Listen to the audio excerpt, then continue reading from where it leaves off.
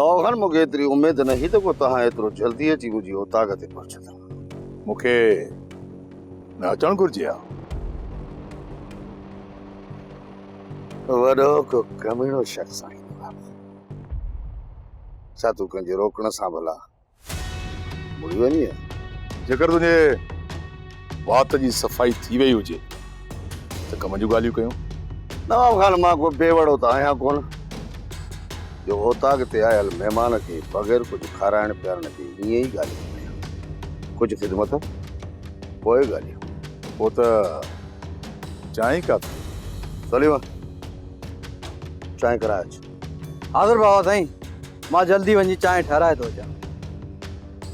वे नवाब खान वे। नवाब खान मूंखे पक आहे त तूं के बि नेक तमन्नाऊं खणी हिते पहुतो न आहे,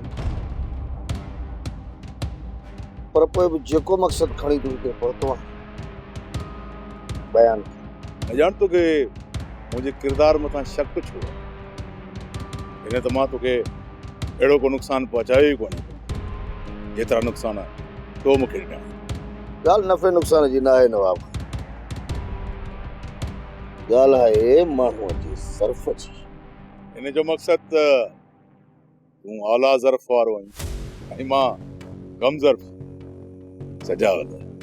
जहिड़ो कमीनो तूं अहिड़ो मां आहियां। पोइ पाण ॿिन्ही में फ़र्क़ु कहिड़ो आहे? नवाब खान तो में मूं में फ़र्क़ु इहो आहे त मूं कॾहिं बि दोस्तनि सां धोखो न आहे कयो। बसि हाणे बसि अजायो मुंहिंजो वात न खोलाए। जंहिंजी उमिरि जी ख़बर हुजे हुन जा ॾंद न आहिनि ॾिसबा।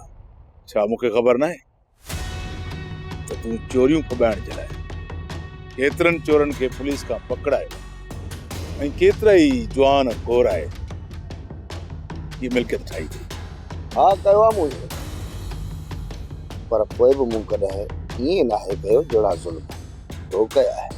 जेकॾहिं मूंखे कंहिं मारायो या कंहिं शख़्स खे जेल करायो त पक ॼाण त उन मूं सां का न का कमीनात ज़रूरु कई। बाक़ी सिद्धनि दोस्तनि मथां त सिजावल जो सिर बि क़ुर्बान आहे नवाब खान। उहे मूं मथां बि सिर क़ुर्बान करे छॾ। ॿुधाए तोसां सिधो मिलण जे लाइ कहिड़ो मूंखे इम्तिहान पास करणो पवंदो? नवाब खान वॾो कमीणो शख़्स आहे। मौक़े जी मुनासिबत मां फ़ाइदो खणण त केरु तोखां सिखे। सोप सीरियल तकरार तमाम एपिसोड ॾिसो हाणे HD क्वालिटी में। विजिट कयो असांजो YouTube channel Sindh TV HD drama.